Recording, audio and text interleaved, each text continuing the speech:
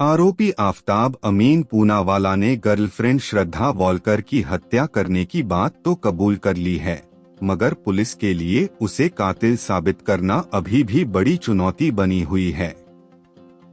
आफताब ने श्रद्धा की हत्या करने के बाद उसके शव के टुकड़े कर अलग अलग जगह फेंक दिए थे।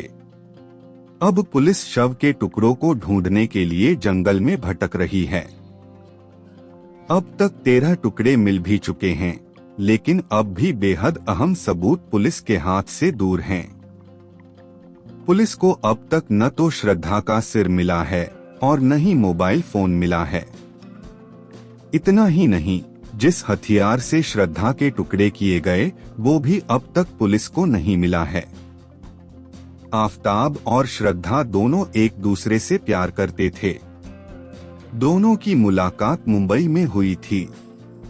दोनों ने मुंबई में एक ही कॉल सेंटर में काम भी किया, जहां उन्हें प्यार हो गया।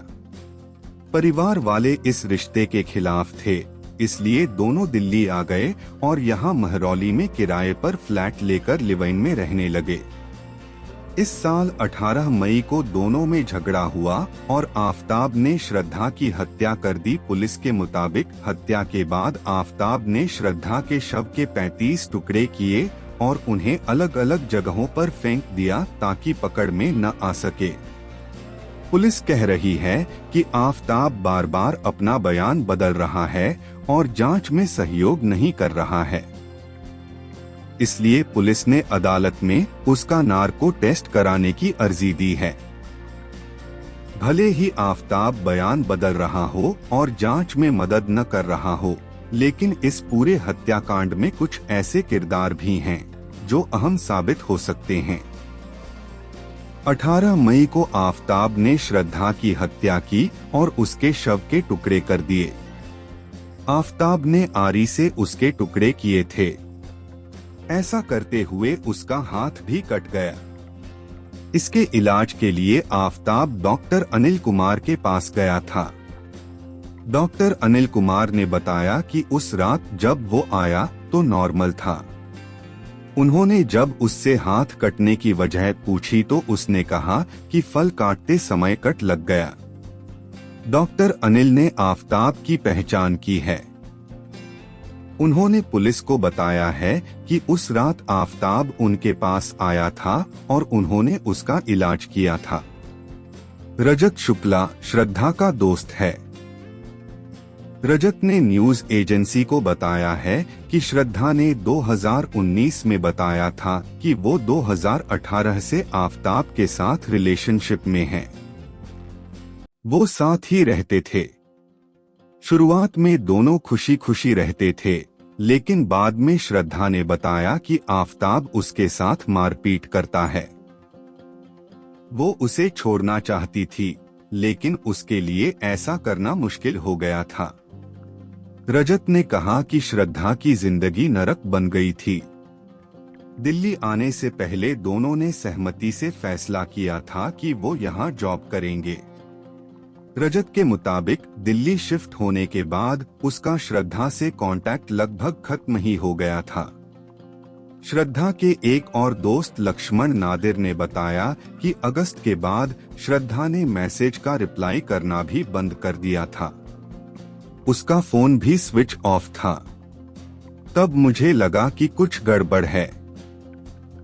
जब मुझे उसके बारे में कोई अपडेट नहीं मिला तो मैंने उसके भाई को बताया कि आखिरी बार मेरी उससे जुलाई में बात हुई थी। हमें पुलिस के पास जाना चाहिए। लक्ष्मण ने बताया कि श्रद्धा और आफताब अक्सर झगड़ते रहते थे। एक बार तो झगड़ा इस कदर बढ़ गया था कि वो पुलिस के पास जाने वाले थे, लेकिन श्रद्धा ने मना कर दिया। उसने बताया कि एक रात को श्रद्धा ने मैसेज किया था कि उसे यहाँ से कहीं और ले जाए। श्रद्धा ने कहा कि अगर वो यहाँ रही तो आफताब उसे मार डालेगा। हम उसके घर गए और आफताब से कहा कि वो पुलिस के पास जाएंगे, लेकिन श्रद्धा ने ऐसा करने से मना कर दिया। सुदीप सचदेवा उस दुकान का मालिक है जहां से आफताब ने आरी खरीदी थी। इसी आरी से श्रद्धा के शव के टुकड़े किए गए थे। पुलिस आफताब को लेकर सचदेवा की दुकान पर गई थी। सचदेवा ने बताया है कि जब पुलिस आफताब को लेकर दुकान पर आई थी तब उसकी आंखों में पछतावा नहीं दिख रहा था।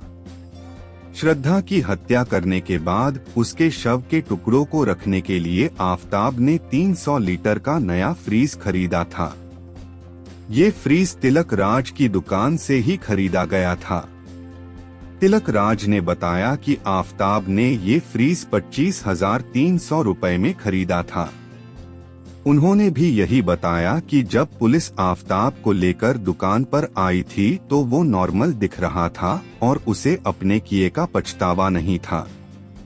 दिल्ली सरकार हर घर में 20,000 लीटर तक का पानी फ्री देती है, लेकिन इसके बाद भी आफताब पर 300 रुपए का बिल बकाया है।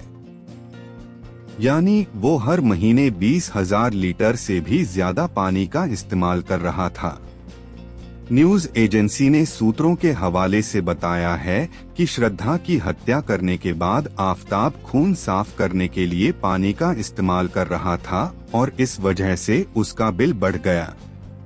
पड़ोसियों ने भी पुलिस को बताया है कि आफताब रोज जाकर वाटर टैंक चेक किया करता था।